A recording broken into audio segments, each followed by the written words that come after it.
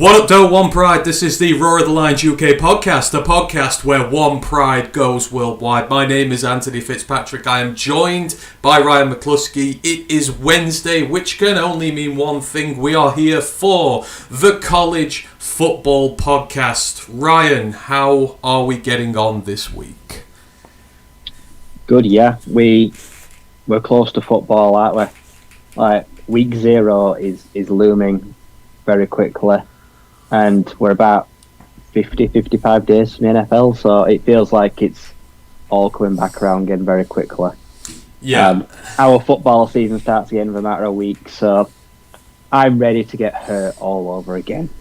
Yes, and hurt is something we love getting because with the absence of football, we've been getting pasted in the cricket recently. There has just been no let-up in us getting disappointed by our sports teams. We need the Lions back.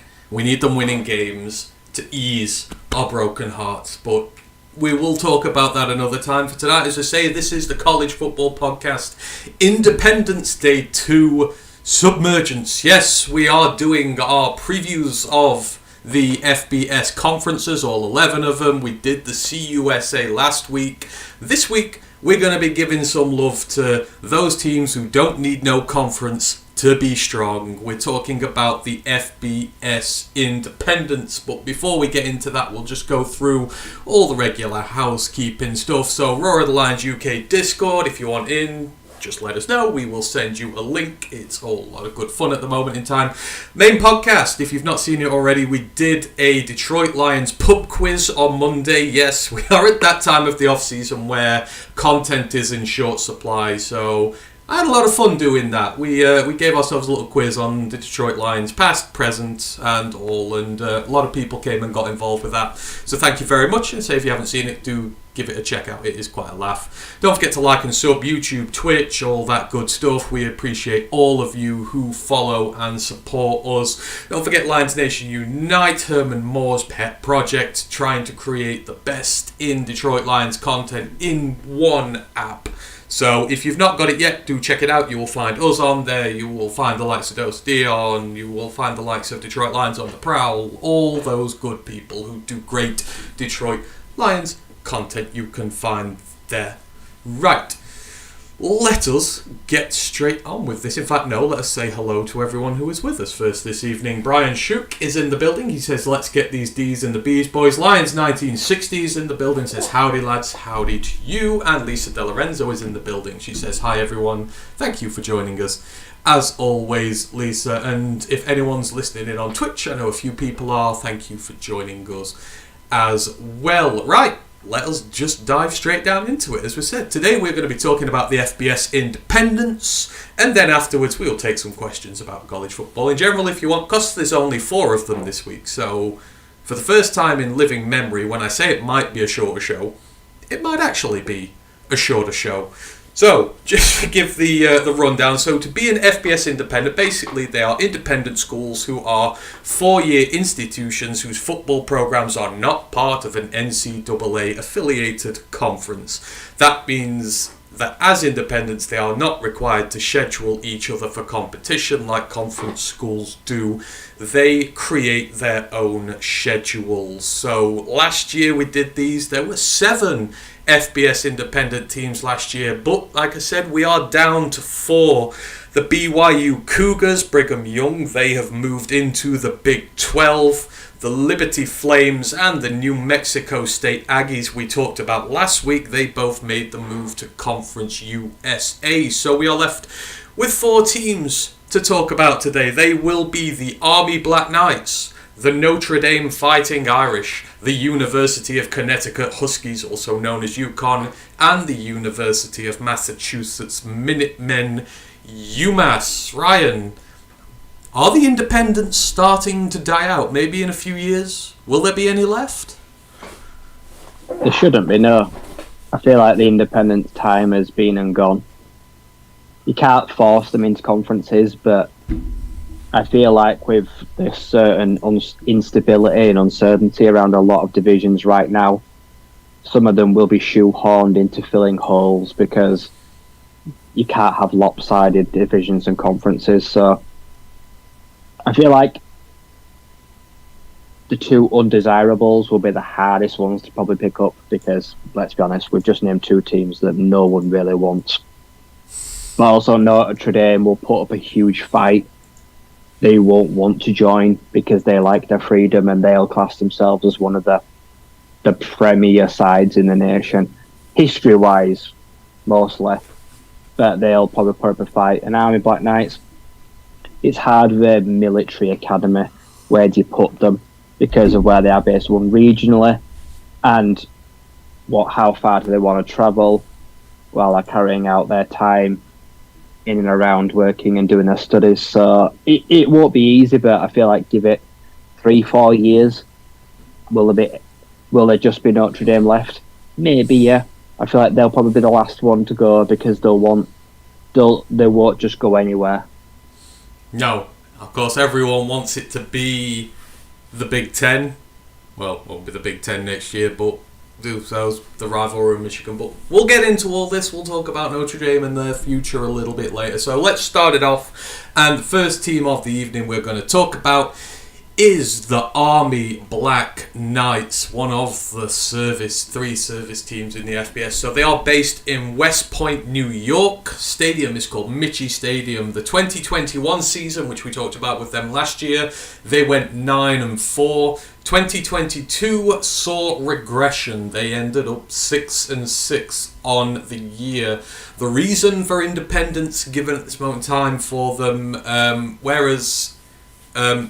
it's revenue basically. So a lot of teams, television, bowl appearance, important source of revenue and advertising for most universities, their football games. The service teams are funded by the United States federal government. They fully fund all their scholastic operations. So it effectively renders any income from the leagues nonplus. They don't need it, so they're in no hurry to join a conference because the money's not an issue for them. They've got guaranteed games against Navy and Air Force, the other two service teams, and they have a rivalry game against Notre Dame, which eases their scheduling concerns as well. So again, not really much pressure for them to join if they don't want to. The rivalries, as I've already mentioned, Navy, Air Force, they play in the Commander-in-Chief's Trophy, the three-way fight between them all, and Notre Dame, who seem to have a rivalry with all the service teams. Coach there is Jeff Munkin. He's 55. He is starting his 10th season in charge of the Service Academy. He's a long-term running backs coach, which explains why his head coach career has mainly been with triple option sides. He spent 4 years with Georgia Southern between 2010 and 2013, back when they played in the FCS. Had 2 conference titles back there, took them to the FCS playoff semi-finals 3 times in a row, although they never advanced beyond that. He was 38-16 when he left them, 22-8 overall in the conference. Left for Army in 2014. He has been there ever since.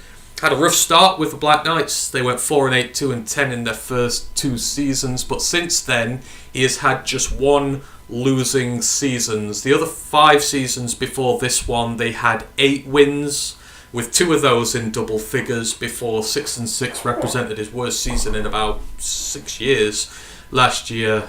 He even got himself into the AP coach rankings in 2018. He was ranked 19th in the country, which for a service team, again, very good. He's 64-49 overall. He's got 4 bowl wins in 5 attempts. And before last season, he was coming off back-to-back 9-win seasons. Munkin, right, he is heavily experienced, had good success, has done relatively well with a service team and what they sort of have to work with. But last year, it will be a little concerning for him, and he will want to see a bounce back this year. Yeah, it's difficult because, as you say, with what they've got to work with, and most of the time, it's not a lot. There's physical guys, there's athletic guys, but are they football guys, the majority of them? Not really. No, like I say, they're yet to still form a resemblance of a consistent passing offense, and he's been there a while now, and it's not like they're a frequent passer of the ball. They do like a strong ground game with multiple backs, so they're easy to play against, they're easy to scheme against because you know exactly what they're going to do nearly all of the time. stopping them is one thing, even though when you know what you're going to do. But yeah, last season they were found wanting ball security and defence. Like I say, especially a secondary, like it was something that can be picked upon. I think he's taken them as far as he can go. Like I say, he's had double-digit wins seasons. That's kind of the best you can really get at a service team. Like I say, when you're not in a conference, you can't win anything. He's made them bowl eligible. I feel like they're a bit stale. And he's produced, like say, 2, 3, 4 prominent players. Just lost Andre Carter, like I say, to the draft, who was a very prominent player. Not last year. Last year he was dreadful. But the year before, he was an absolute monster in the nation. So replacing him, but yeah, I don't know where the Black Knights go from here. I do genuinely like watching them, but I feel like to recruit a bit better, maybe they need a little bit more to play for. Like I say, if they have another 5-6 win year, will they fire him? I don't know. Would he resign? Maybe they do need to freshen things up if things are another average year this year. Yeah, and just looking back at the 2022 season, so the wins came at home to Villanova, at home to Colgate, so that's 2 FCS teams, at home to Louisiana Monroe, at home to UConn, away at UMass, and then they won the rivalry game against Navy in those unis that divided me and Ryan. I loved them, Ryan hated them, but I thought they looked good when they took down Navy last year. The losses, away at Coastal Carolina, versus UTSA, versus Georgia State, at Wake Forest, versus Air Force, and at Troy. So you lost to the CUSA champions, the Sun Belt champions, Sun Belt runners-up, away at Wake Forest, who are a Power 5 team. So at least that if there's none really on there that you go, oh my god, that was a horrendous defeat. Their stats for 2022, so their total offense, they were 87th, which, yeah, fair enough, 366 yards per game. Total defense was 45th, so a top 50 defense in the nation. They gave up just 359 yards per game, so 7 less than what they got on offense. The scoring offense was 63rd with 28.6 points a game. Scoring defense actually higher, 34th. They only gave up 22.5 points per game, which, considering they play in air raid teams like Coastal Cal, Wake Forest, all that's fairly respectable. The rushing offense, you'll be unsurprised to hear, was second in the entire nation. They were the second best running team in the FBS. 289 yards per game, 38 touchdowns, 5.36 yards per carry. Very healthy. The rushing defense, however, another story. 119th. They gave up 200 yards per game, 19 touchdowns, and over 5 yards per carry as well. Passing offense, 130th, so second worst in the nation. Not surprising, only 76 passing yards per game and 5 touchdowns on the year. But the passing defense was third in the nation. 160 yards per game given up, just 15 touchdowns on the season. Sacks, they only got 17 on the year, that's 119th. Sacks allowed was 12, which was 10th in the nation. Again, teams didn't throw on them as much. Team tackles for loss, they only got 52 on the season, which was 122nd. As Ryan said, Andre Carter did not have his 2021 season. They regressed there massively. Tackles for loss allowed, they were 10th, only allowed 48, which, again, they run the ball a lot, so that's actually really respectable. Turnover margin, they were 38th, so they gained 17, lost 13. So, I mean, kind of what you expect with an Army team there, right? Run the ball really well, don't really pass the ball. The defense was actually really good, considering some of the teams they came up against. Their turnovers, they were pretty good. It wasn't the worst year statistically for them. No, I feel like, yeah, on paper it kind of sugarcoats over the problems. Like I say, a team that never throws the ball, don't turn the ball over, and also they were that bad against defending the run that no one bothered to throw the ball, did they? Which is weird. I remember watching like the Wake Forest game, and like Wake Forest not known for running the ball really well, didn't really have to throw it all that much. So you can see where the issues are. You know exactly what the issues are with this team because of their brand of football. But fixing them is really hard because at the point you decide you're going to try implementing passing the football, you have teething issues, you will lose games. Look at Georgia Tech. and teams like that, Georgia State, that want to like try a transition in offense. One, you've got to recruit an actual quarterback that wants to throw a ball. That's not easy if they don't want to do potential military service. And two, kind of got to change a lot of the game plan. So, yeah, it's going to be hard to change those stats. But, yeah, stats is going to be one thing that is going to be interesting to see how they do this year and get into the quarterback, because they now need to find a new star pass rusher. And they don't grow on trees. Yeah, and this is a big year for the service teams and for any triple option teams left in general. So we're going on to the 2023 preview for them. So the quarterback, I don't have a clue here. They lost all three quarterbacks who took snaps for them last year. They are all gone.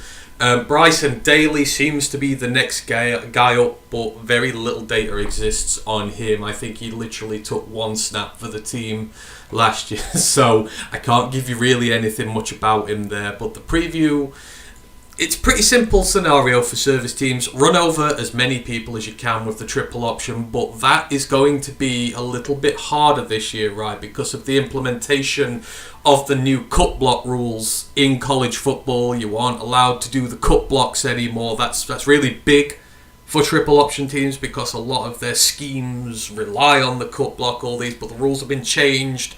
You've got to tackle differently, you can't go so low. So all these teams are going to have to adapt to how they play.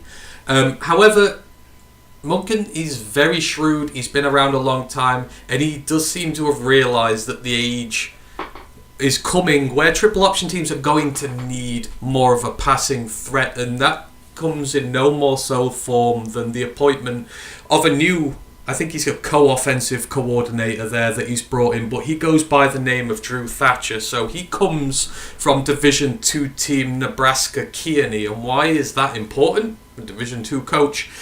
They run a triple option offense. However, Thatcher has deliberately redesigned the triple threat at Nebraska Kearney, so it now includes a passing aspect to the game. It allows you to run the ball more freely, but he also implements a passing game which can be used as and when. It is just a passing version of the triple. It doesn't really exist in many places. This is one of the few guys who has been trying to get it more into circulation, and Monken's seen that and he's brought him in. Hopefully they're going to be able to pass it a little bit more this year. So they're going to be operating a new shotgun triple option offense. You know, you don't really play the triple out the shotgun, but throughout spring practices, throughout all the practices we've seen so far, they are operating a shotgun triple option offense now. Only problem is you need a quarterback who can play the system, as Ryan says, a quarterback who is good. So that's going to be an issue for them. But what is good for them, they do bring back a big chunk of the running back room from last season. So the rushing game should be stable. The offensive line is back as well for the most part. So again, the rushing part of it's good, but you've got to implement the passing game. On defense, the front seven is going to need an overhaul. Like Ryan says, Andre Carter II is gone. He was their star. They struggled to stop the run. They struggled to get after the quarterback, which meant they were kind of methodically diced apart, but without ever being blown away. They didn't give up many explosive plays. It was kind of more of a death by 1,000 cuts scenario. Secondary is pretty decent. There is a lot of experience at linebacker, but the D-line is what really needs fixing here. So, I mean, right, it's very simple for them. You've got to get the defensive line done better, but on offense, you've got to get the passing game done. But it seems very telling that he's brought in a specialist who works in a passing triple threat offense. We might see something really different from them this year now they're operating out a shotgun. Yeah, it'll be fun to watch, but I also think as well there'll be a million and one issues. I respect them for trying. I expect them to probably turn the ball over a hell of a lot more than they do now. That just comes with, one, trying to pass it, and two, handoffs as well, trying to have a different backfield, as you mentioned. Fullbacks, tight ends and guards now can't cut block, no chop blocking, so lead blockers will have to be a bit more savvy. So things that affect them more of all the teams we're going to talk about. So I expect them to regress a little bit more this year, but hopefully that means they're better in future. Like I say, they may struggle in some areas this year, which means next year, year after, they're a bit more experienced. So wins and losses probably shouldn't matter as much this year if they're trying to do something a little bit different. So I feel like you'll get that grace period if he's really trying to change how they play football. Yeah, it's going to be really interesting to see how they come out and play. Just a few comments to go through.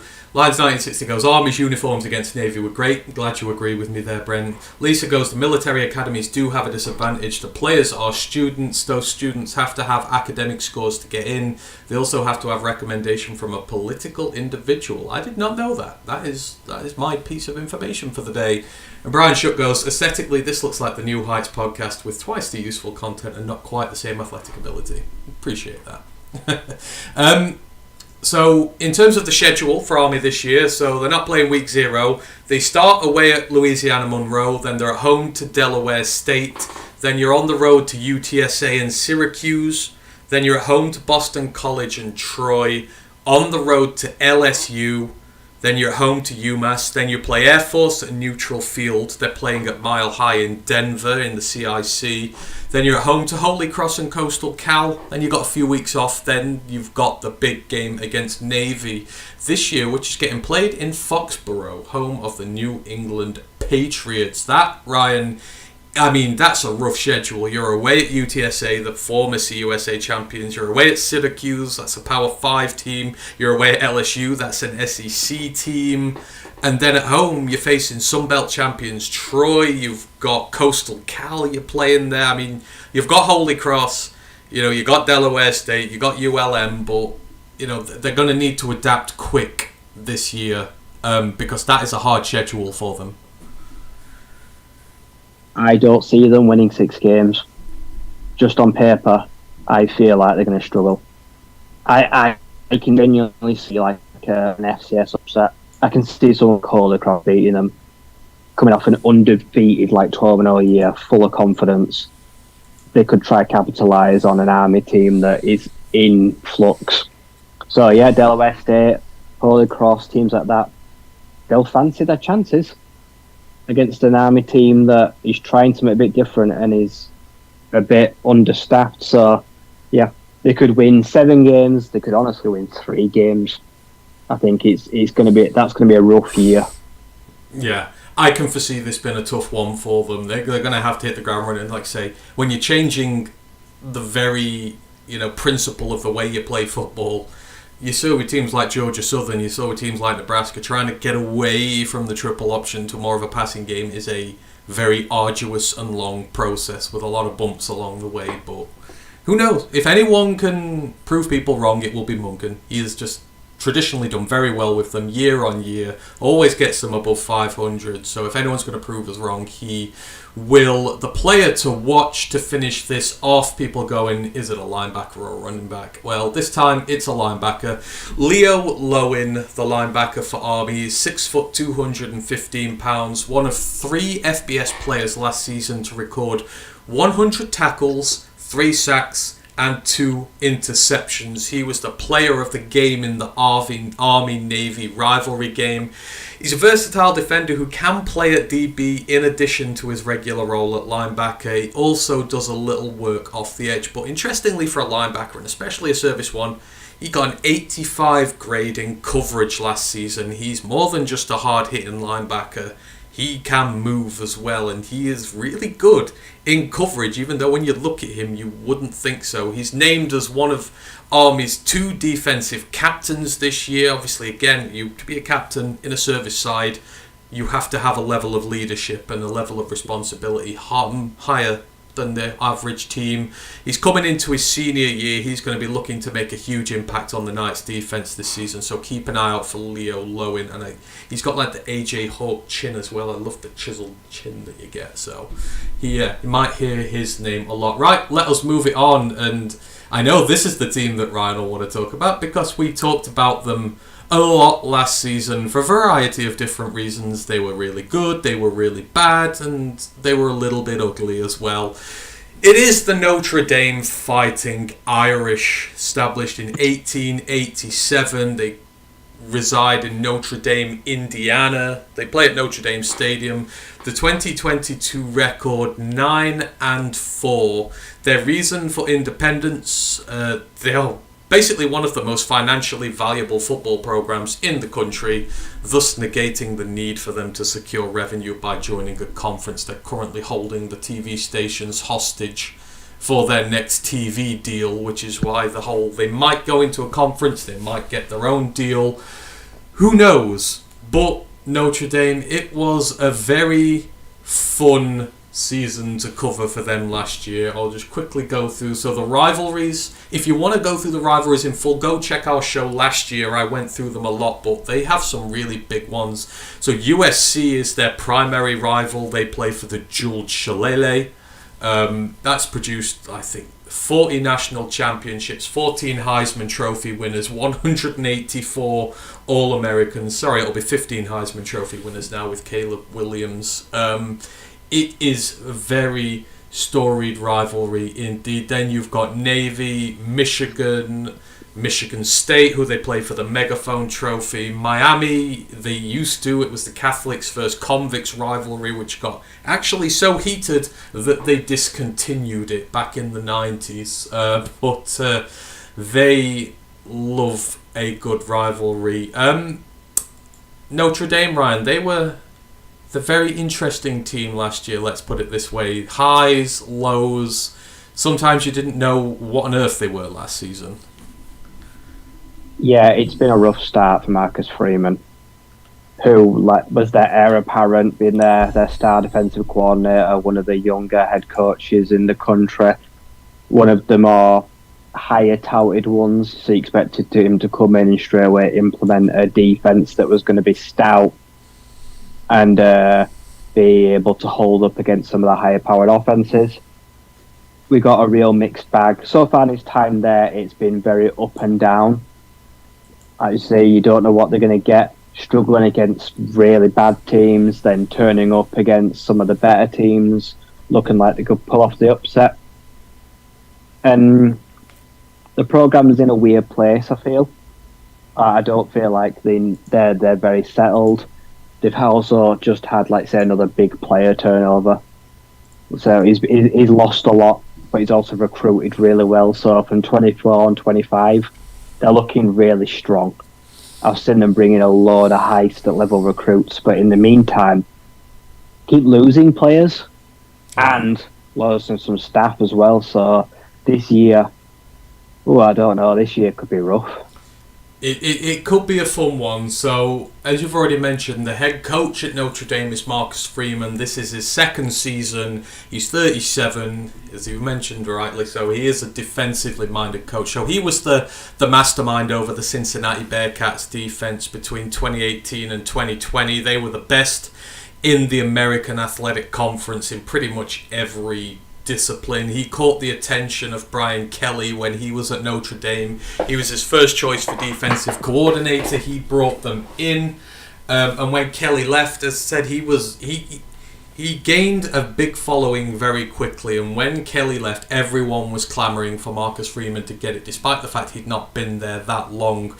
2022 was a trial by fire for him, despite the 9-win record. So, like Ryan said, they took down UNC, Clemson, and BYU, and then in the bowl game, they took down South Carolina, which may not sound like much, but they were red hot to end the season. South Carolina were. They took some notable scouts themselves, but then on the other side of it, they suffered shock home defeats to Marshall, who are a G5 minnow, a really poor Stanford team, one of the worst in the Power 5, and they very nearly lost the rivalry game to Navy, so they were up big at half-time. Navy won the second half, 19 points to nothing. Notre Dame didn't score a single point on them in the second half. I think Navy's first drive was 13 minutes long, and they got to within 3 points.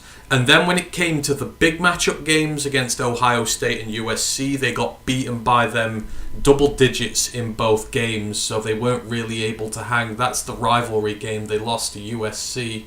The fans will not have liked that one. So the 2022 stats, They were 60th in total offense. That's 396 yards per game. They were 22nd in total defense. They only gave up 329 yards per game. So Freeman's defense actually pretty decent. The scoring offense was 42nd, so a lot better than the total offense says. They scored 31.8 points per game.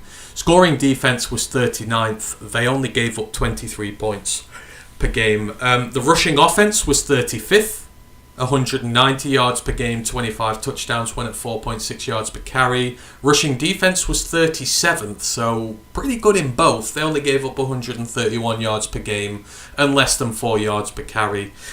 Passing offense was 98th, 207.1 yards per game, 25 touchdowns. Passing defense was 23rd, gave up less than 200 yards per game, 20 touchdowns. Sacks, they were 16th in the country with 38.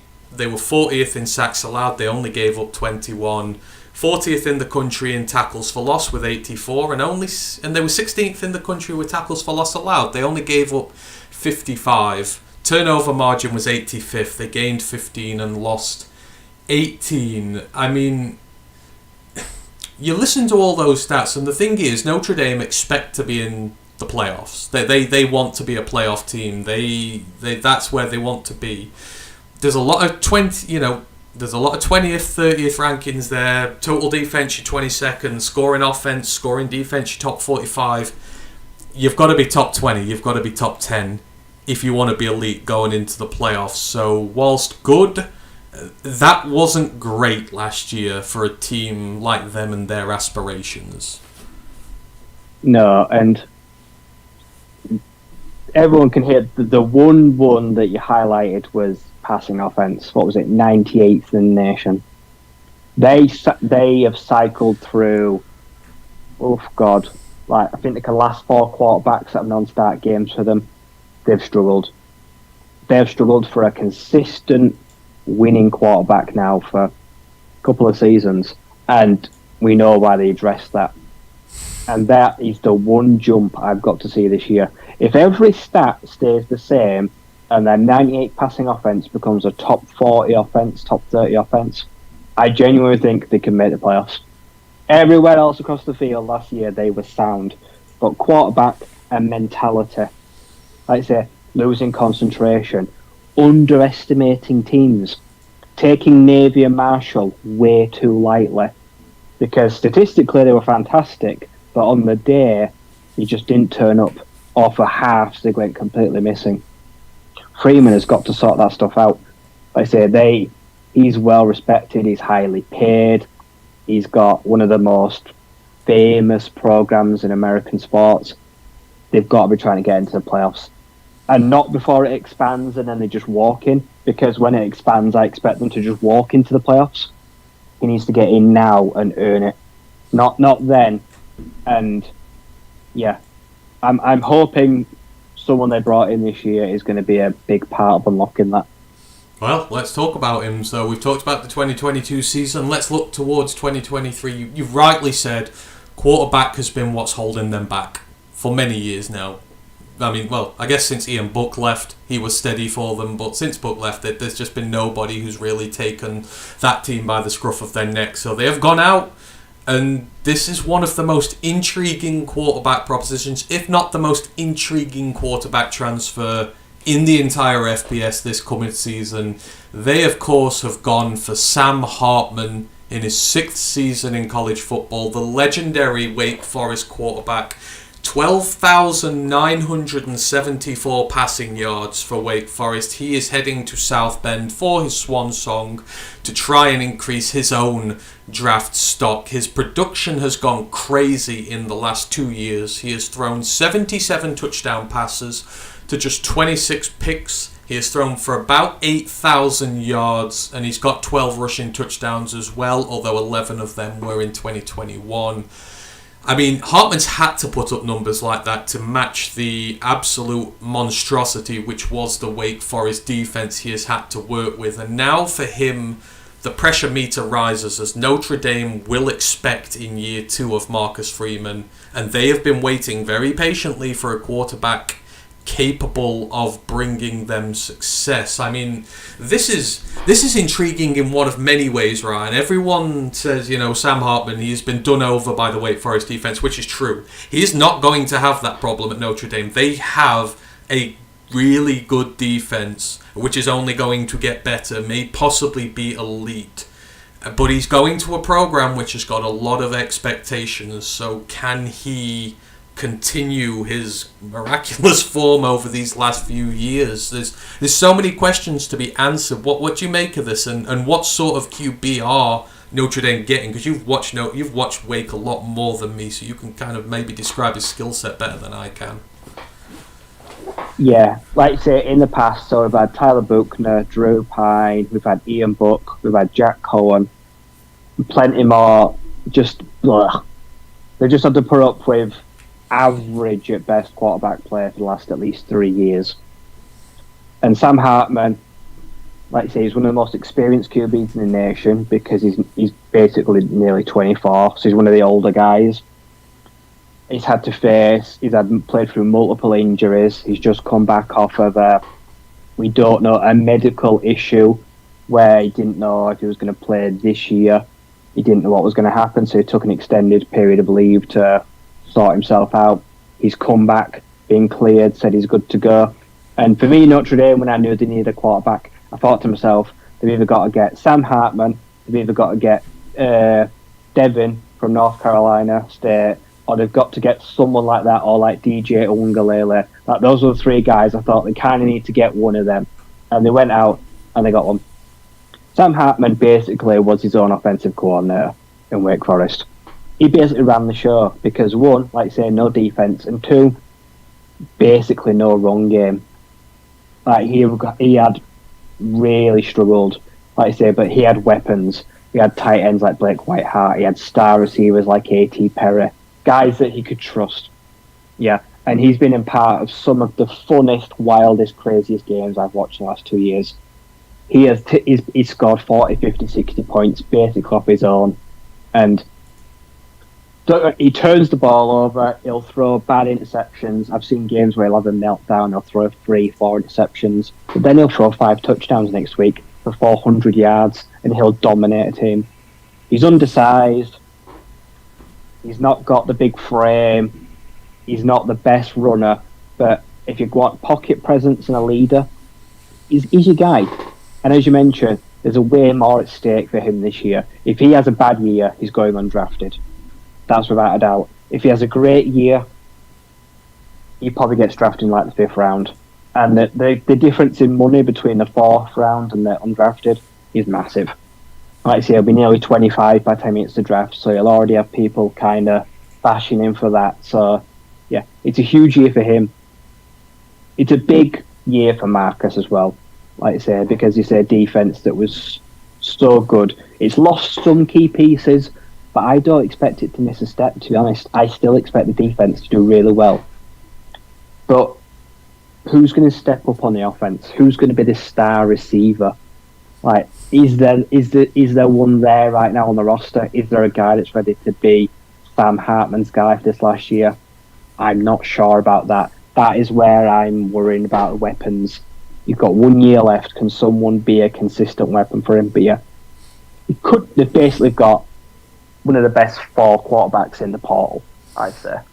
Just before we carry on with this, just want to give a huge shout out, which I'm just seeing all over Twitch now. So, not only did the Americans yesterday celebrate Independence Day when they celebrate kicking our ass off of their continent many years ago, but now they're raiding us on our home turf. Pride of Detroit have raided us on Twitch. I can see a lot of chat in there. Thank you to everyone who's popped by. Hope you are all doing well. Love you all. One Pride. I'm sure you've had a great job. I'll be checking out the Pride of Detroit stream as soon as I'm done on here. But yeah, hope you're all well. Hope you had a great July the 4th. And yeah, hope you're all really looking forward to the season. God, it can't come here quick enough. Right. Sorry, where were we? So, you've seen Sam Hartman a lot. Can he... Because it may sound like he's got everything he wanted. At Notre Dame, he will have a great run game. They had 2 1,000-yard scrimmage running backs last year. they will have a great offensive line to protect him. And most importantly, they'll have a great defense to keep him in games. So he's got everything that he could want. So you would naturally assume he's going to thrive there. But like you said, at Wake Forest, he's the OC, he's the guy, he's the star. He's not necessarily going to be the star. He's going to be one of many stars in the Notre Dame room there. Do you see this being a success? No. I don't care what Notre Dame do. I want Sam to have a great year. But I feel like sometimes you've got to be careful what you wish for. I feel like he's got everything he's never had. But is it too little, too late? Is he going to try too hard? As you mentioned, he's come from a team that... Were Wake Forest ever really trying to win the ACC? They had one chance and they kind of fucked it up. They fluffed it. They had a real chance 2 years ago to win, and they kind of screwed it up and down the end of the line. And other than that, there's never really been any pressure on him to win anything. And I'm not saying Notre Dame fans are... Yeah, no, actually I am. Notre Dame fans are difficult. They've got high expectations, and they will let you know if they're not happy. So... yeah, it could be a difficult year for him, and to say it'll be the most important year he's going to play, I don't know how it's going to go. I've just got an awful feeling in my gut, like say that this won't end well. Yeah, so let's preview the season a bit more in terms of the team in general. So it is all change on offense this year. So Tommy Rees, the offensive coordinator, last season has gone. He has gone on to take the same job at Alabama. So...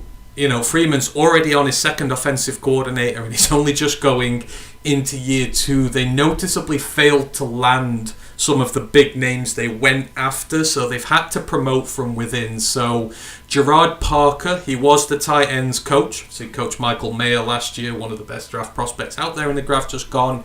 He has the gig as OC now. He has previous experience with West Virginia as an OC, but he wasn't exactly a rousing success there. I think his offense, when he took it over, was about 85th, and after his first year there, it was like 90th. But he does know the team, he does know the system.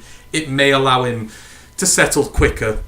As for the offense, Hartman takes over at quarterback. This is a team that was 130th in explosive play rate in 2022. So explosive play rate is plays of more than 20 yards. 130th in the country. There was only one team who had less explosive plays for them last year, and that's what Ryan was alluding to earlier. They've not had the quarterback to get away with that, so expect that to change real quick. They've lost one of their two main running backs in Logan Diggs. He's gone to LSU. Star tight end Michael Mayer and left guard Jarrett Patterson have gone to the NFL. And as Ryan was talking about receivers, this is a big issue here. So Mayer was the leading receiver by nearly 500 yards last season. He got about 850 yards, and the next guy got about 380, and that guy was Lorenzo Styles, the wide receiver. But he's transferred to Ohio State to become a defensive back. So the receiver room has precious little production in it. It's got high-level recruits. They've been in the portal, got a few guys, but there's very little actual production on the field. However, on the good side, Audric Estime had a 1,000-yard season at running back. He will look to fill his boots again behind the offensive line, which is mostly intact, bar Patterson, but it is going to look a very different offense this year, given the quarterback and given some of the losses there. Defensively, they've lost some big players. One of Ryan's favourites in the last draft, Isaiah Foskey. The edge is in the NFL. Brandon Joseph is with the Lions, but they're bringing back most everyone else, and this was a defense that ranked top 40 in the nation. The linebacker and secondary groups are flush with talent. The issue is the defensive line. They struggled to stop the run in patches last year. Remember the Marshall game where Marshall just kept running over them? They had issues there, and they've got to replace their standout edge player. But Marcus Golden is the DC there. He's got a very good group. They should probably produce at an above average level again, providing the edge room gets replenished and finds its next guy. But Freeman does need a better year too, especially against the more elite teams on the schedule, which is not going to be easy. But I mean, overall, the talent is obviously there, but there are questions to be answered, Ryan. Obviously, big one is receivers. can they get guys for Hartman to throw out? And on the defence, it's can they fix the defensive line and just fix those little leaks in the run game and replace Foskey's productivity, because that's going to be a huge loss this year. Yeah, someone on defensive line has to step up because Foskey's had back-to-back 11 sack seasons, so you've got to replace 22 sacks in the last 2 years, and that's not easy to do because he was their focal point of their pass rush. So someone's got to step up, and before I even look at the schedule, I know they're going to play at least 3 or 4 elite defenses, and they don't have receivers who will be able to beat like elite press man coverage or like the best defensive backs in the nation. So their run game is going to be huge because I don't see how they're going to beat the best teams passing the ball without elite receivers that can get open. So yeah, that is a huge worry for me. Like I say, Michael Mayer is gone. It's never good when your team is so heavily influenced by a tight end. That's not a good way to build an offense. And like you say, Tommy Reese is gone. Their backup as well, Tyler Buckner, he's followed him to Alabama. So if Sam Hartman picks up a nick and has to move a week, like who the hell comes in for him? Because Drew Pine is in Arizona State. So I don't even know who the backup quarterback is. So there's a lot of depth issues on that offense. I still can't believe one of those QBs got a transfer to Alabama. That still bemuses me to this day. It can't be a starter, surely. Bama's got to be going with oh God, what's his name now? I've got loads of people in here and I'm gonna forget. Monroe, is it Monroe? Jalen Monroe, is it the guy there? Monroe and Ty Thompson, the 5-star, but apparently they don't like either of them. No, they've struggled. I know Monroe got some snaps last year when Young was a bit dinged up, but yeah, they're not happy at the minute. I don't know. I'm surprised. They might not have gone for Hartman or Leary or someone like that. But anyhow, Alabama are another time. So the 2023 schedule. So they open up. It's the rivalry game with Navy. They're coming across to Ireland. It is going to be played in Dublin. That should be a great day out. We tried to get tickets for it, but the demand was insane. Then you start at home to Tennessee State after that. Then you're away to NC State. Go Wolfpack. We always have an elite defense. Got a home stand against Central Michigan and Ohio State. Then you've got tricky away fixtures to Duke and Louisville, both who are not pushovers. Then you're at home to USC in the big rivalry game. You're at home to Pittsburgh, away at Clemson, at home to Wake Forest, and then away at Stanford. Now, I mean, you look at the big games on there. You're away at Clemson, who, I mean, they very rarely lose at home. You've got Ohio State and USC at home. You've got to win those games if you want to show you can mix it with the big boys. I don't think that's an unfair assessment, is it? No. Realistically, they have to be beating everyone that's not called Ohio State. If they want to make the playoffs, everyone on that you've just named that's not Ohio State, they have to beat. And as you say, Louisville, like they've just recruited super well, got a new head coach, Duke with a good quarterback. Like I say, Clemson, I expect Cade Klubnik to honestly be a Heisman contender. I think he'll do that well. And then, yeah, NC State, they've got a good defense, like see what the quarterbacks do. Like the middle ground of that schedule is awful. It could really expose this team. So, yeah, a bit of a cakewalk start. I expect them to just throw the ball on Navy and Tennessee State. They should crush them, roll over them. But Ohio State in week 4, that's not long to prepare for them. No. So yeah, those weeks like 4 to 8 are going to be huge. I think, yeah, it's going to... So you've got those first 3 away games. They're away at NC State, away at Duke, away at Louisville. You've got to win all those 3. But Duke, we loved last year. You know, they are not pushover no more. Like you say, Louisville are not a pushover no more. They are getting a lot of love in the Atlantic this year. I've not really checked into why, but they are.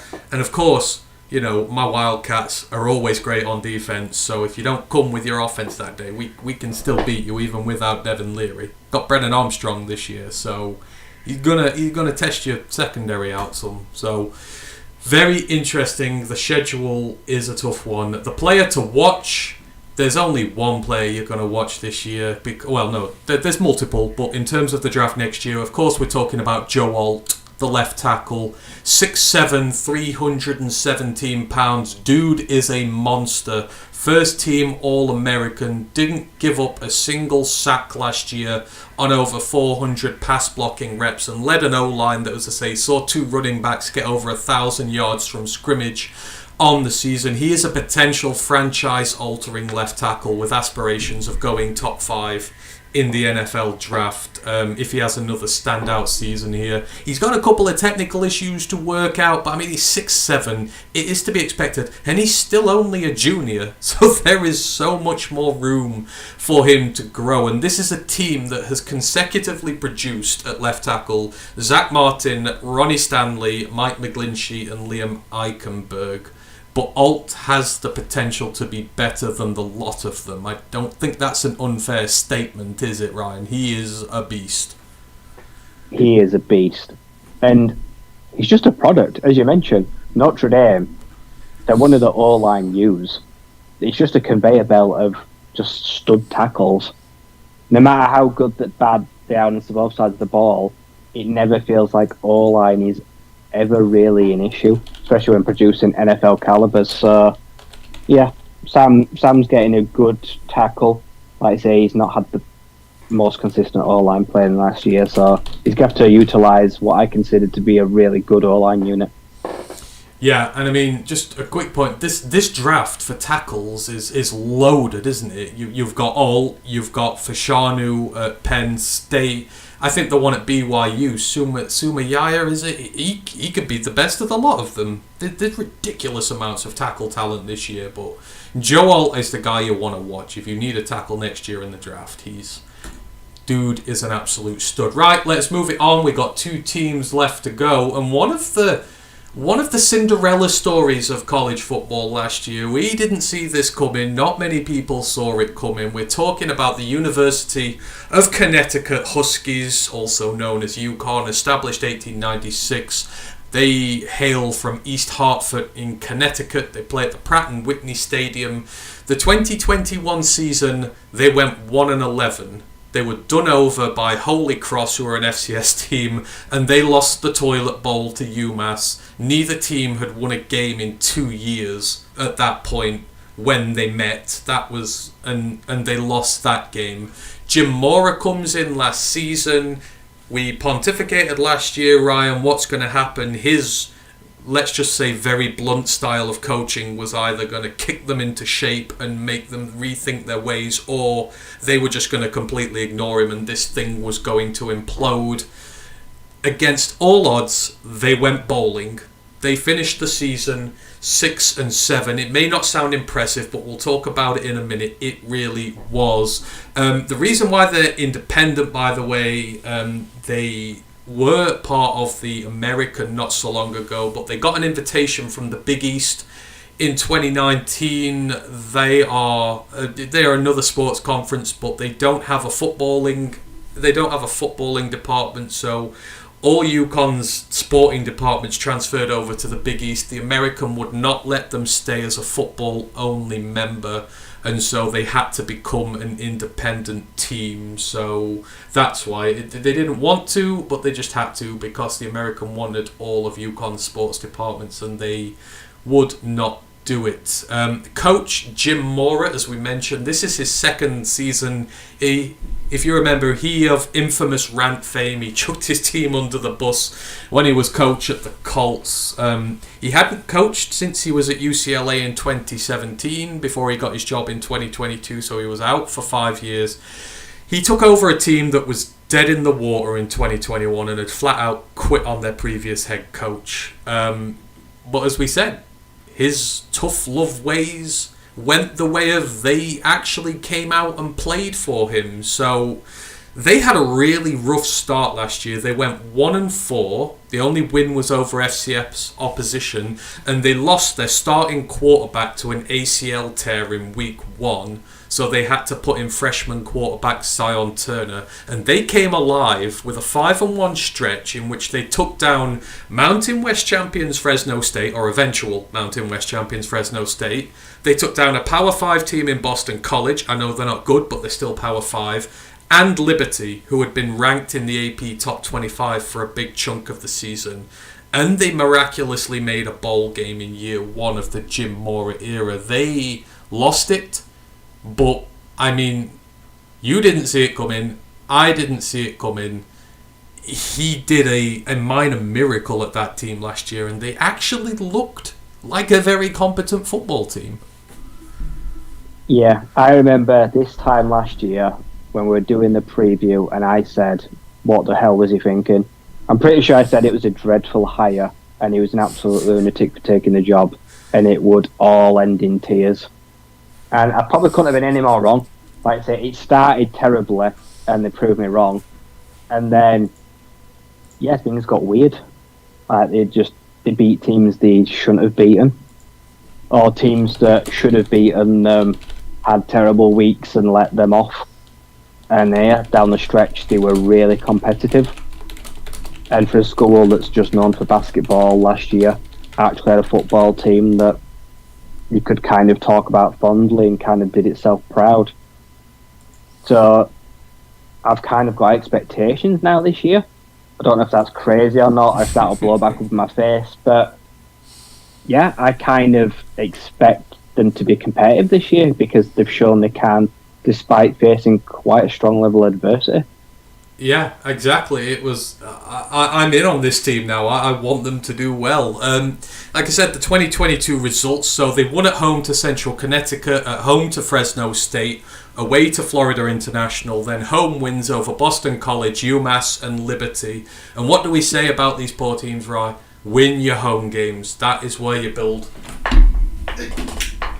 the foundation for your season. The losses: away at Utah State, at home to Syracuse, they're a Power 5 team, no shame in that, away at Michigan, away at NC State, away at Ball State, away at Army, and then against Marshall in the bowl game.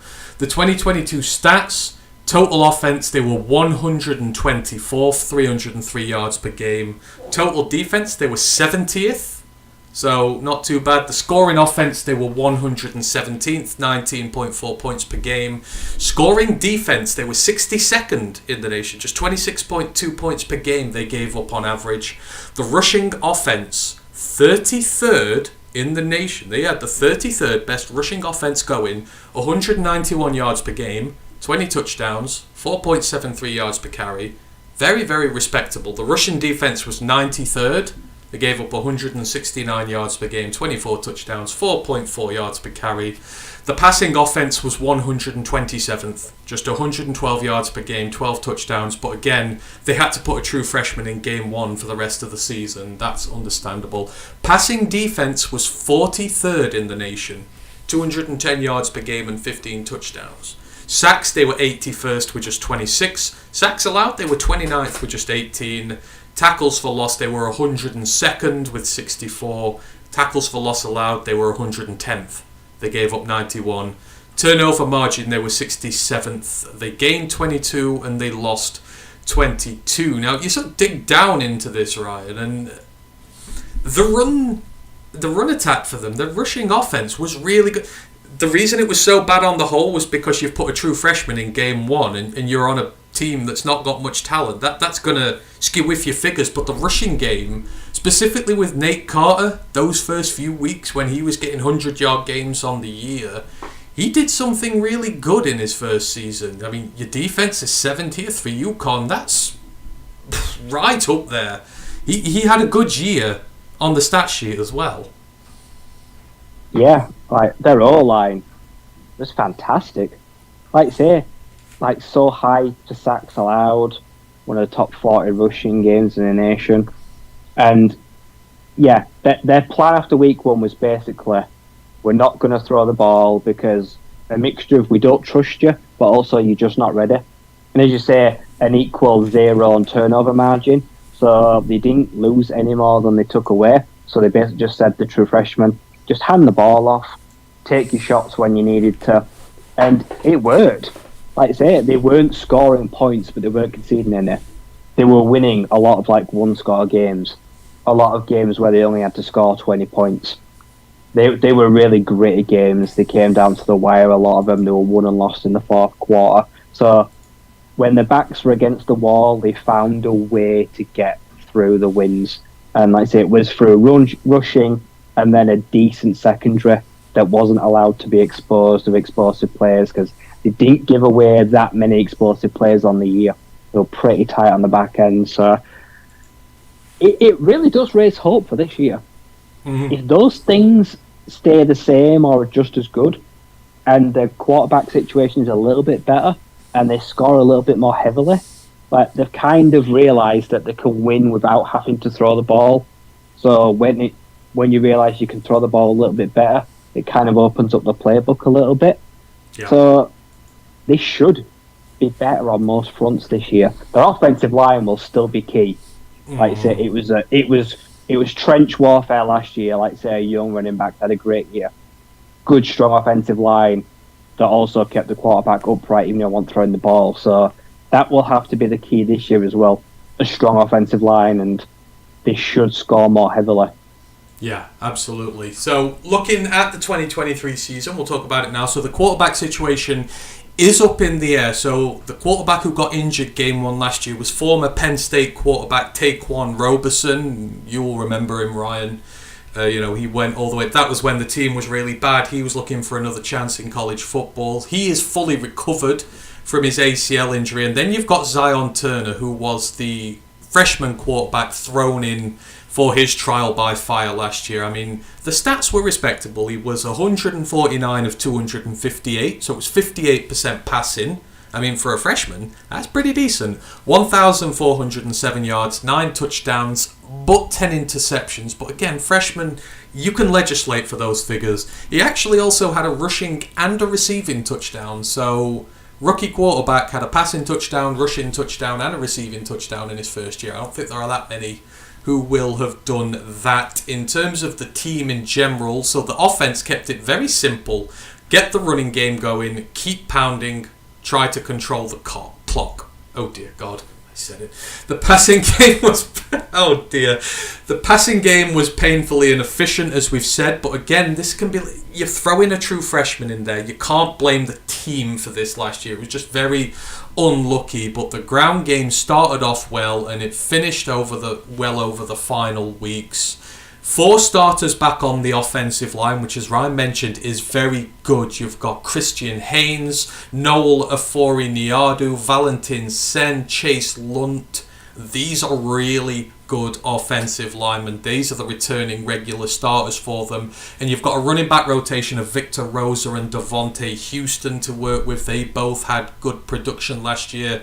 They have lost star running back Nate Carter to Michigan State. And Michigan State fans, I will tell you right now, you've got a real one with him. This guy was on fire at the start of last season before he took a little bit of a niggling injury. But he is already better than anything that is in Michigan State's running back room. I can tell you that for free. I'm really looking forward to seeing him this year. Passing game has got to cut down on the mistakes. They need to find the quarterback first. Is it Roberson? Is it Turner? Before you can make any changes there, you've got to decide who you're going with. The receiving core has to find a little bit more in there. So Aaron Turner, the leading receiver, is gone. He's in the portal, but they do bring back Kevins Clercius, their other leading receiver from last year. They've also brought in Louis Hansen. He's a tight end transfer from Michigan, and we know Michigan produce good tight end prospects, so he's gone there looking for more regular football, so maybe a name to watch out for this year. The defense was really good last year, so we talked about it, but it was only hit hard by the Power 5 level passing games, like when you're playing your NC States and Michigan. They really sort of skew-whiffed the stats, because Michigan beat them 57-0, and that really messed up with the stats. But for the most part, there were big improvements from 2021, and there's a massive change from the last few years. They are loaded with starters this year. A lot of the teams coming back, about 80% of the production's coming back. The linebacking core is the real strength for them. So Jackson Mitchell is the star in there. anyone who watched this show last year, he was the guy I told you to watch on this team last season. He's still there. He's in year 5. And then they've brought in Eric Gilliard from Kansas to work with him in the linebacker group. He's a seasoned vet who's done good things in the Big 12. So they've got some big playmakers in there. The secondary took its lumps last year, but again, they've got some really good players who've been sort of done by trial by fire. You've got Eric Watts, Price Yates in there, and then they've got Durante Jones in through the portal as well. So they've done pretty well. This is a team, right, that can, it's trial by fire, and a lot of it's coming back, and they've bought into Mora, and that's the most important thing. They've bought into the coach this year. They just need to refine the mistakes. They need to, mainly, like you said, sort the quarterback sitch out, and you bring that passing offense up into line with the rushing, or at least a little closer. You're going to go bowling again. Yeah, and for my own sake, I don't want Tyquan Roberson to run the team because I feel like they will regress. From what I know of him and what I've seen as him, he kind of feels like a run-first quarterback or more dual threat. They'll want to stand in the pocket and deliver. And I don't feel like that's what they need right now. I don't think they need a journeyman. I feel like if their quarterback can kind of grow from his freshman year, then you kind of should stick with him. And then maybe, see if you get 4 or 5 years out of him. But I think, I'd go with last year's starter. Yeah. And the single goal this year is, 1, make the ball game, prove it wasn't a fluke, and if you make it, win it. And because Jim Mora won't be around forever. He's a kind of fleeting guy, and like you say, he never seems to stay around in one place too long. And the first sign of trouble, or the first fallout, he'll probably just resign or leave or retire. So make the most of him while you got him, because he probably won't stick around forever. But if all goes well this year, 7 wins, that might be one of the best years in program history. I guess they're not exactly accustomed to winning that many games in 3 years, let alone 1 year. So the schedule, let's have a look, see how many wins are on there. So they don't play week 0. They start with a homestand against NC State. I'm actually worried for NC State going there, given what we're going through this year. Then you're at Georgia State. Then you've got a 3-game homestand against Florida International, Duke, and Utah State. You're on the road to Rice, then you get your bye. Then you've got South Florida at home. You've got a 3-game road trip against Boston College, Tennessee, and James Madison. And then you finish off with your FCS game against Sacred Heart and a home game against UMass. So, the opportunity is there for them, Ryan. NC State might be a bridge too much, but Georgia State are nothing special. Then you've got Florida International and Utah State at home. Utah State were awful last year. Florida International are not great. Duke, they are good, but they're there on the day away at Rice. That's not a challenge. Then you've got Boston College as a P5 one. They're probably the worst Power 5 team this year. So, and then you finish off with Sacred Heart and UMass. Land of opportunity is there to take. A lot of that middling, hanging fruit, which you can take down if you perform well. Yeah, it's not overly hard. Like I say, you might get an arse whooping from Tennessee, but there's no real shame in that. But as you mentioned, Boston College last year had a true freshman quarterback that I watched against Duke, and he kind of sucked. And it was only relevant because Zay Flowers is gone. So what have Boston College got right now? I'll tell you what, a whole lot of nothing. They are on a downward trajectory. So will UConn go in there and cause a big upset again? I'd like to think so. When it gets to that week, I will definitely be looking and rooting for them. But like I said, do beat the FCS teams, like say Rice. Okay. No, it's not a hard schedule. There are a lot of games there that the only thing that could hold them back this year is health. Mm. Like I say, it is injuries. If injuries pile up, it'll slow them down. But if everyone stays relatively healthy, they should be fairly competitive in the majority of those games. Yeah, and they've been recruiting decently as well, so I think they've got a pretty good recruit class joining, so you've got some depth in there. It's going to be very interesting, but the schedule sets up for them now. The player to watch Dan Pask asked me on Twitch not so long ago, hey Amp, what about interior offensive line? Who is the best prospect we might be interested in next year? This is a guy I have fallen completely in love with on this UConn team. You know my UConn crushers. Travis Jones is doing well with the Baltimore Ravens. Ryan Vandermark came out last year, the offensive tackle. UConn is creating trench players who can play in the NFL, and this guy might be the best of the lot of them. I'm talking about the right guard, Christian Haynes.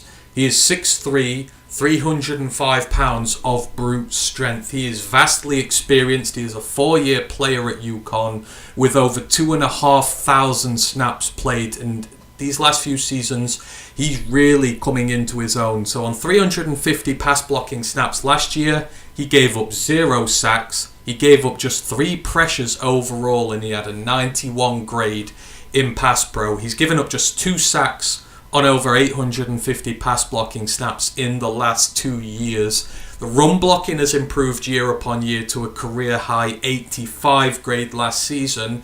And really interestingly, his best 2 performances last year came against Michigan and Liberty, who both have elite defensive lines. Liberty had the most tackles for loss in the country by about 15 over Clemson. Michigan, as much as I rag on them sometimes, have one of the best D-lines in the nation. They were his 2 best performances last year.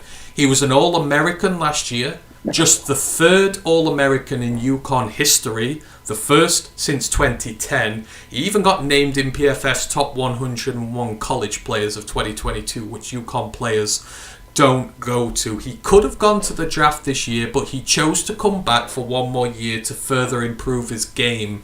And what it looks like is going to happen within this year, the plan is to play him at centre. It's the one spot on the line that they lost in the off-season, but he wants to become a more positionally versatile offensive lineman, and Mora's preaching this to him because in this day and age, you need guys who are scheme versatile, who can play at centre, at guard. So he is deliberately making the transition this year to improve his versatility as a player. Huge upper body strength, plays with brute physicality, but for a 300-pound guy, this man moves very quickly. He is very light on his feet. It makes him perfect in the run game, but it also gives him great advantage against the speed interior rushes as well. Check out his performance against Michigan. I was incredibly impressed with him. If he nails the starts at center, he could go very high in the 2024 NFL draft. He is one of the guys I'm preaching, go watch him now. He's right on the top of my list. That's the right guard, Christian Haynes from UConn. This guy is going to be something special. Let us move on to our last team. And, Ryan, we've just talked about a team who was really bad, who has gotten better. Well, we've got to finish off with a team who was really bad and is still really bad now. We're talking about the University of Massachusetts Minutemen, established 1879. They hail from Hadley, Massachusetts. They play at the Warren McGurk Alumni Stadium. The 2021 season, they went 1-11. They only beat UConn, and they lost to 2 FCS teams in Maine and Rhode Island. And in 2022, they went 1-11. The only game they won was against FCS team Stony Brook. The reason for their independence, they were an FCS team. They came up in 2011. They were part of the MAC, but they chose to leave the MAC in 2015. They couldn't come to an agreement to play as a football-only member there. They've been an independent ever since. I think it was 2016 they stopped playing in the MAC, but they have just chosen not to find a home. Now, for the sake of perspective, I'm going to everyone the benefit of the doubt. I love the head coach here, and I really want him to succeed. But UMass, Ryan, is it fair to say that maybe they are the hardest job in all of the FBS right now? Probably, because, do we see a long-term future for them having a football program as of right now? Without going back to 2016, I can imagine their records have been pretty bleak in the last 6-7 years. Football has not been kind to them. No one wants to go there. not a lot of people want to coach there, and their attendances as well, pretty torrid, I can imagine. So yeah, it's in a dark place right now. Is Minutemen football? It's So hang on, I was in Twitch. X Lost Oceans in Twitch goes, never heard of anything good coming out of UMass. Well, if you're a Michigan fan, you may have actually heard of something good coming out of UMass because you snagged one of their cornerbacks out of the transfer portal, and he's going to be playing as a starter for you this year. Like, there is more to this team than meets the eye. 1-11, people might say they're terrible, but underneath, just maybe we are starting to see a phoenix rising out of the ashes with this team. I have gone way off on my notes. So the coach will also be known to Michigan fans. So it's Dr. Blitz himself, Don Brown. This is only his second season with UMass. It's his second stint. He was there between 2004-2008 when they were an FCS team. He didn't hold a position as head coach again until UMass picked him up in 2021. So that was a 13-year gap. In between, he was a defensive coordinator for the most part. He's been at Maryland, UConn, Boston College, 5 years at Michigan, the first 4 of which his defense has always ranked top 10 nationally, and he had 1 year at Arizona. He is regarded as one of the top defensive minds in the country. He has coached the likes of Devin Bush, Chase Winovich, Jabril Peppers, and he's led FBS programs to nearly a dozen top 10 national finishes in total defense. 3 of those he's been in the top 3. He is known for coaching aggressive, high energy, hard hitting defenses, and that's what he's wanting to bring to UMass. But as I've said, it is probably the hardest job in the country right now in terms of trying to turn a program round. There's been nothing close to a winning season in the last 11 years. There's been 3 wins in the last 4 seasons. Just 21 victories in those 11 years since they last had a winning season. And to make it even more miserable, there's only been 1 win over an FBS team that finished with a winning record. That was against App State in 2017. Brown had a lot of success with UMass in the FCS, but it is going to take one hell of a rebuilding job here to have any sort of success in the FBS with them. The 2022 results, like I said, the 1 win came against Stony Brook. The losses, away to Tulane, away to Toledo, away to Temple, away to Eastern Michigan, at home to Liberty, Buffalo, and New Mexico State, at UConn, at Arkansas State, at Texas A&M, versus Army. So not a great schedule for them.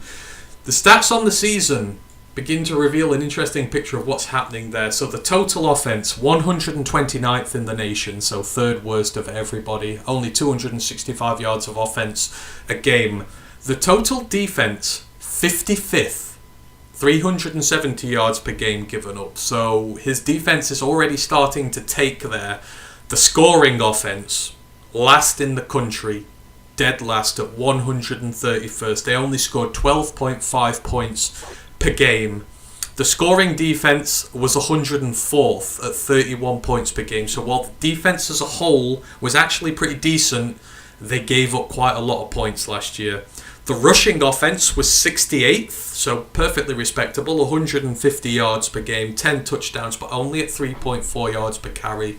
The rushing defense was 114th, 195 yards per game, 30 touchdowns, 5 yards per carry. They could not defend the run. The passing offense was equally bad. It was 125th, 117 yards per game. Only 4 passing touchdowns on the season. I think only New Mexico did worse than that. The passing defense, 9th in the nation. And I went and checked. I checked the stats. They got passed on enough to make that a legitimate stat. They had a top 10 passing defense in the nation. 175 yards per game, just 17 touchdowns given up. They were 114th in sacks, they only got 18. They were 71st in sacks allowed with 25. They were 59th in tackles for loss with 72. They were 114th in tackles for loss allowed with 87.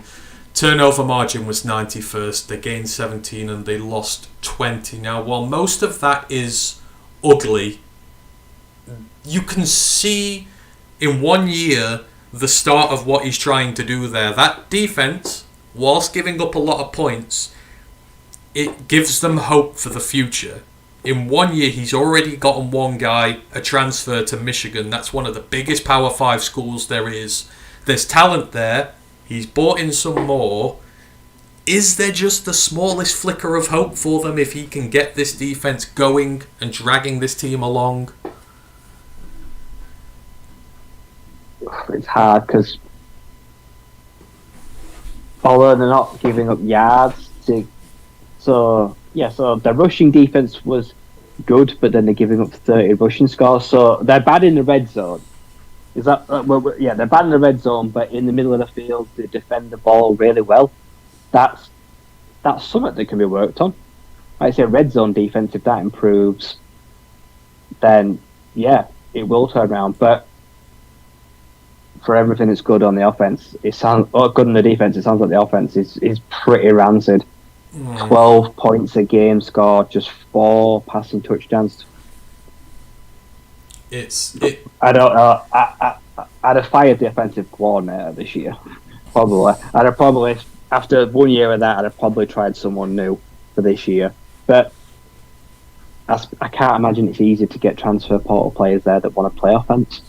No. That's probably their biggest thing holding them back, is bringing in talent on the offense, because it sounds like their defense could muster up something average at best. So we know what's holding them back. Yeah, absolutely. Brent goes, Don Brown, the crossing route guru. Ohio State killed us when he was DC. Go Blue. Well, without wishing to start an argument here, Brent, before these last 2 years, I'm pretty sure all your DCs got rinsed by Ohio State. So I'm sorry, I just had to put it out there. I do have to defend the guy a little bit, but overall he did pretty well at Michigan. It doesn't help as well when you just said their best corner left.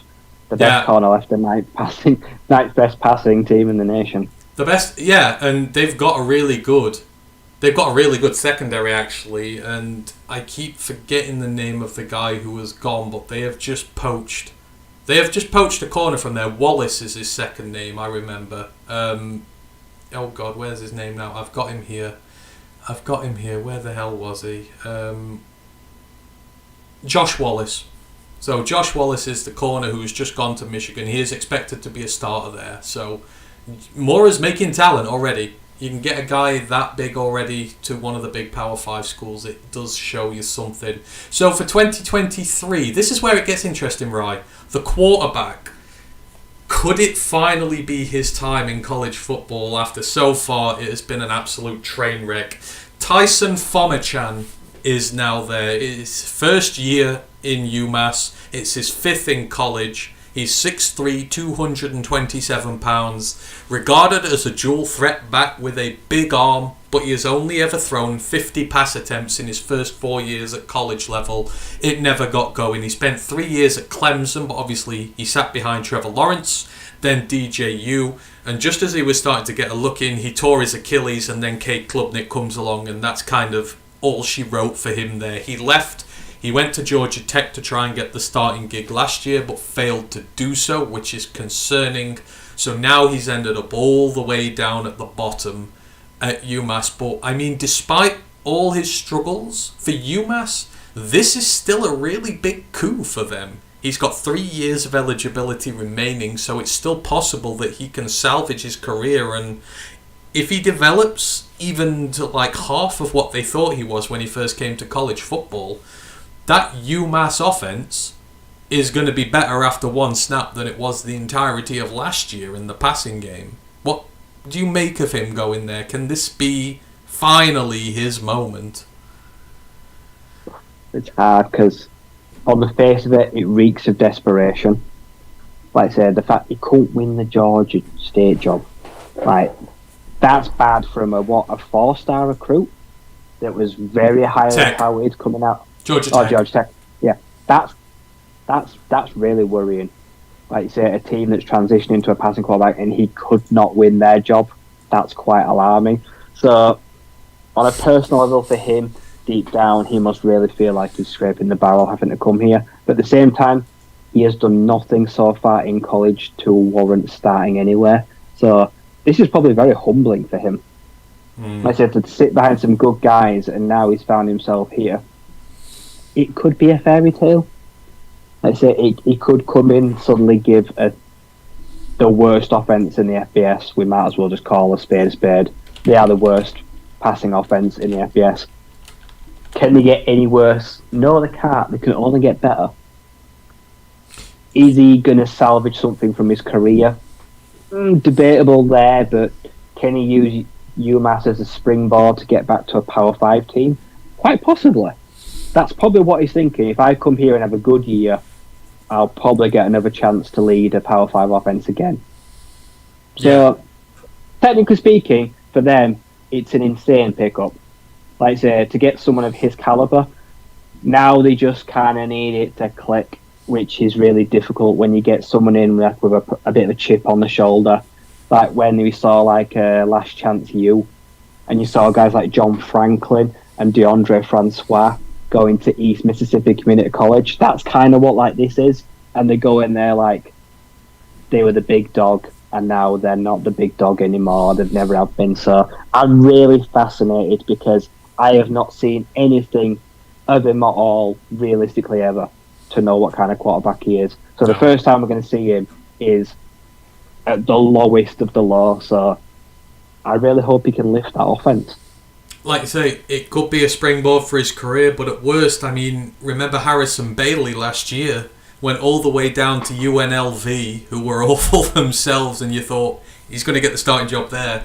And then Doug Blumfeld emerged. He got beat out by a freshman there, and it's like, he's done. Harrison Bailey's done and dusted. That's his opportunity gone. So, you're hopeful for Tyson that he can go there and, someone doesn't usurp him right away. But hopefully for UMass, they got the defense. If Tyson can get that offense going, then maybe, just maybe, there might be a little slither of hope for them there. So the preview for them, for the rest of the team for the season. So the offense needs help.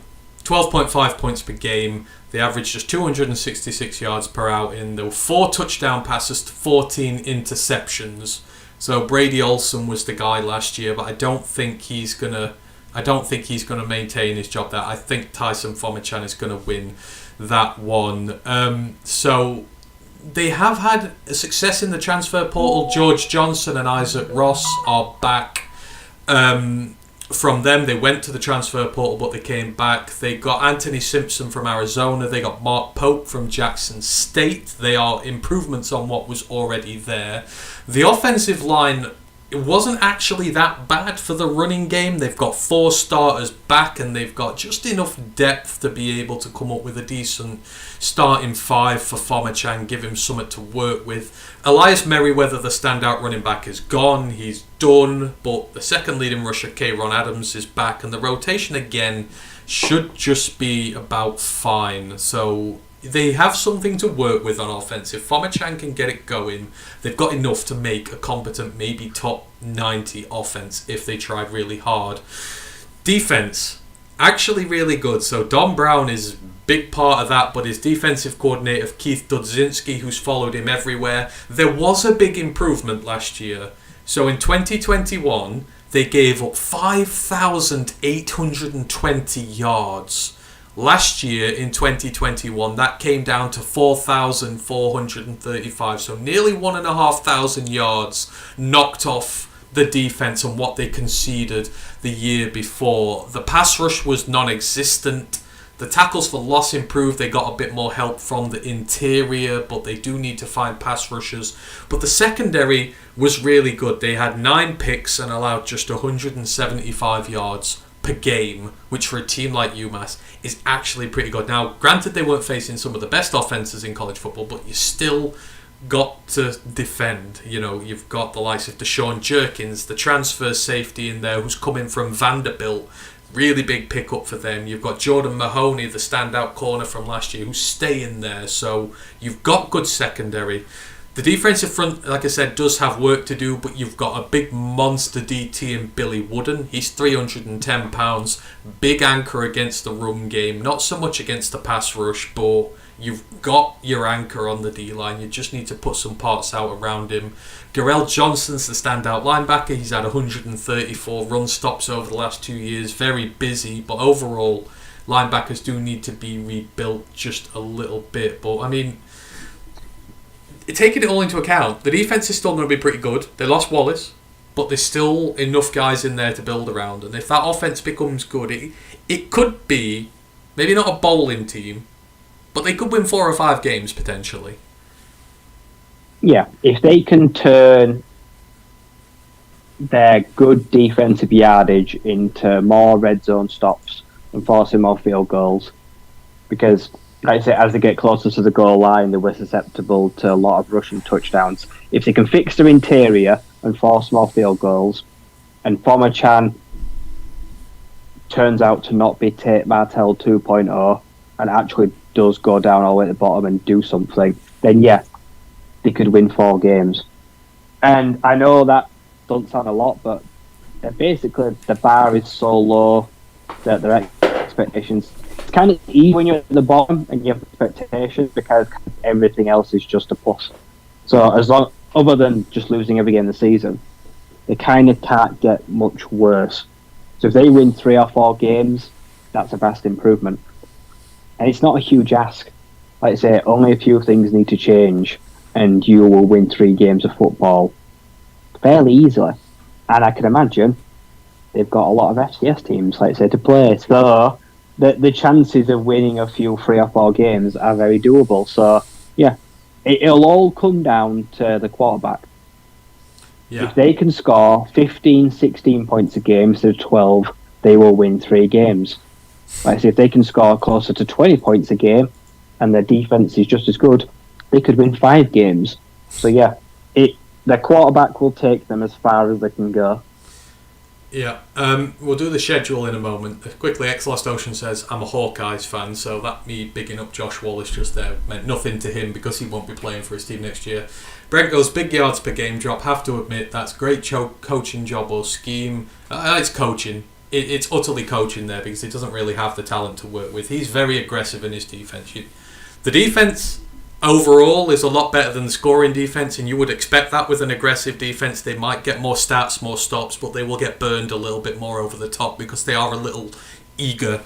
But overall, I think it is a coaching thing, and it's 1 year working with one of the worst teams in college football. You know, you got to start somewhere. So it's all down to him at this moment in time. It's not talent based, but you would expect that to improve over time. So the schedule, it's rough to start. So you start with 2 away trips to New Mexico State, who we were talking very nicely about last week. Then you're away to Auburn. Then you're at home to Miami, Florida. Then you're on the road to Eastern Michigan. You're at home for 3 games then against New Mexico, Arkansas State and Toledo. Then you're away at Penn State, away at Army. Then you've got your 1 FCS game against Merrimack. Then you finish the season with 2 road trips to Liberty and UConn. I mean, yikes. You've got 2 SEC games. You've got Eastern Michigan, who are good right now. I'm tipping them to win the MAC this year. You've got it feels like that triple homestand against New Mexico, Arkansas State and Toledo is where the wins will have to come from, because outside of that, it's rough. Yeah, I'm going to redact my 4-5 wins just because of their schedule. That is rough. If they win 3 games from that schedule, I'd call that a resounding success. Merrimack, I don't know them, but actually no, I'm not going to chalk that up as a win because that's disrespectful to Merrimack, because we've seen this team lose to FCS teams many a time. So yeah, the floor is win nothing. The ceiling is like 3.5. So yeah, it's going to be a test. That schedule is a real test of how far that defense has come in 2 years. Because, like I say, Penn State, Auburn, like I say, there's some strong offenses on that resume. Yeah, and then your road trips are just nasty. Like I say, you got to go to Eastern Michigan. That's not easy to go. You got to go to Penn State. You got to go to Army. You got to go to Liberty. You got to go to UConn, who we've just talked about. That is rough. But again, if Eastern Michigan suck this year, which historically they have, I hope they don't. You can, but I would struggle to see them winning more than 2 or 3 this year. But I hope they do. I do believe in the coach, and I do believe that maybe in 3 or 4 years' time, if he's still there, we will be talking about a team that will be going bowling. So we'll see with it. And to end it all off, the player to watch here, I mentioned him once already, but the secondary is a very interesting place here on this UMass team. Some bona fide stars in there. Jordan Mahoney, the cornerback, is the guy to watch this year. He is 5'11", 170 pounds. While a lot of this team stunk out the joints last year, their cornerbacks were not one of them. Mahoney and Josh Wallace, who again, like I say, got himself a transfer to Michigan, they played incredibly well. Mahoney himself had a really good season, 41 tackles, 17 run stops, 2 forced fumbles, 3 interceptions, one of which was a 94-yard pick six, 4 pass breakups, and he only gave up 25 receptions on 53 targets. So that's a sub 50% target give up ratio there.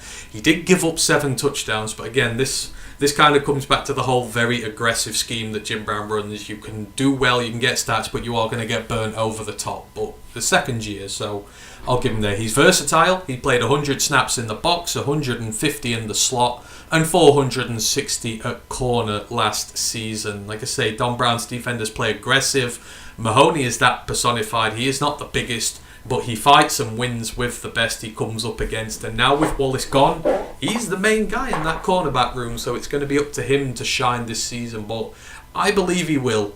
I think despite the limited size and the weight so far, he's a really good corner. And you will see a lot of the UMass secondary this year because their offense won't be out on the field much. So Jordan Mahoney, the cornerback to watch for them this year. And Brown is not calling the defense, I don't believe, Brent, but I would have to double check. But yeah, it is a very brutal schedule for them. So that is it. That is our 4 teams from the Independents this year. So how do we think we're going to do overall? I'm guessing, are we going to say Notre Dame are going to probably win the most of all those games there? Or do we reckon UConn could slide their way into contention? What do we see for the fortunes of these 4 teams this year? My prediction is that none of them win more than 10 games. Ooh. I think Notre Dame are going to struggle. I think things won't click. I think, will UConn win more games than Army? Do you know what? That could be a kind of hot. That like UConn could get 7, 7.5. Army might win 4 or 5. Like, yeah, I think Notre Dame will win the most at like 9, 9.5. UConn like 7. Army like 5. And like UMass like 2.5, 3. So Army won't be miles better than UMass. I just don't see it. I just don't like the football, and I just don't think they're going to replace the production. Lisa goes, Notre Dame are going to win it in terms of the most wins. Yeah, I probably agree. I'm inclined to agree with you. I think Notre Dame will win the most, but I really fancy UConn this year to go on and win a whole host more games and to go bowling again. I think Army will go bowling. UMass, it's a work in progress, but I have high hopes for that offense, and I hope Tyson Fomachan does well. So some interesting team to watch out of the Independents this year. Right, that is everything in terms of those. If anyone has any questions or anything they want to ask us, college football related, before we get out of here, then please feel free to drop them in the comments. Now I'll go through some of the housekeeping bits and get things out of the way first. So in terms of the next shows on here, our main Detroit Lions podcast will be back on Monday as always. We're taking a look at the 2024 free agent class. That's free agents on the Detroit Lions and free agents in the NFL in general. We did the same this time last year with the 2023 ones, just to have a look at what possibly lies ahead and in store for us. We may also take a little look possible trade deadline acquisitions as well, because I think we're going to be buyers this year. And then me and Ryan will be back again probably this time next week, and we will have the Sun Belt lined up for this time next week. Sun Belt's going to be a very interesting conference as well next year. Now James Madison are eligible to go after the conference in general, and Coastal is starting life without their beloved head coach, who is now down at Liberty. Brent goes, did Army lose any of the coaching staff from last year? No, I don't know if you were here when we did the Army preview, but they've actually brought in a new offensive coordinator.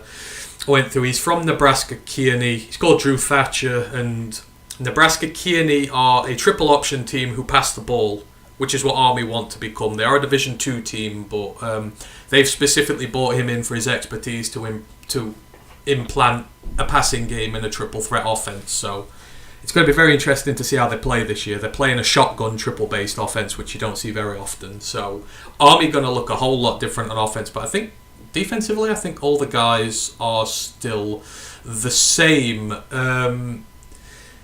X Lost Oceans goes, did I miss a Big Ten preview show, or is it coming? That's coming, X Lost Oceans. We do the group of 5 first, because I generally tend to do more in-depth for the group of 5, because it's, people don't hear about those teams as much. So we're doing the 5 group of 5 conferences first, and the independents, and then we do the 5 Power 5 conferences afterwards. So there will be a Big Ten preview. We're really on the Penn State train this year, so I'm looking forward to that one. But that will come up in due course. We do all the conferences, and we're also doing HBCU football as well. We're getting Gerald and Dave back on, so you get to hear about the latest in terms of HBCU prospects. He keeps posting new links up every day. There's some really good players coming out this year. And then me and Ryan will also be doing a prediction show before the season, so you can hold us all to account about our college college takes this season. As Ryan's already said, there might be some spicy ones. Is there anything else that you want to mention, Ryan, before we get on out here today? No. It's a bit quiet at the minute, isn't it, in college football? Smallest, yeah. And this is the smallest division we've ever done. It is. Like I said, because they lost 3 independents, so... It is, but it's still intriguing to learn about these teams. Again, these 4 are very interesting propositions this year, especially UConn and UMass. A lot to take in, so it's been good fun. Well, thank you to everyone who has joined us and has stayed with us from the pod raid. I thought you guys would all get out of here right away, but I really appreciate it. We love having you in here, and we thank you for backing us with this. This is year 3. More of you are starting to come in on a weekly basis, so we appreciate it. Lisa goes, I appreciate the college football knowledge you give me. Lisa, we appreciate you being here. We absolutely do. We appreciate all of you who are in here, and we hope you enjoy these previews. I know they're long, but we try and give love to the G5 teams who don't get heard so much about, and some of the players who don't get that much love either, and then hopefully during the season you'll hear more about them and be like, yeah, I already know about that guy because I listen to the guys at Roar of the Lions UK. I've just got all my stuff out here. Right, you know where to find us. YouTube, Twitch, ROTL_UK. You can find us on Facebook, our page Roar of the Lions UK, and our group Detroit Lions Fans UK, One Pride Worldwide. You can find our website roarofthelionsuk.com. We're going to start doing things for the 2023 season soon, so we're going to have articles coming out again as well. But in the meanwhile, you can find us all over. We will be back Monday. Just before we go, X Lost Oceans X has gifted 5 Tier 1 subs to our community. Hey, thank you, Lost Oceans. We really, really appreciate that. And to all those of you who now have a Tier 1 sub, thanks to X Lost Oceans X, welcome. We really appreciate it. Have a great day. We look forward to talking to you again very soon. And until next time, just remains for me to thank Ryan, to thank Hank, who's been very well behaved today, bless him, and we shall see you again soon. One Pride.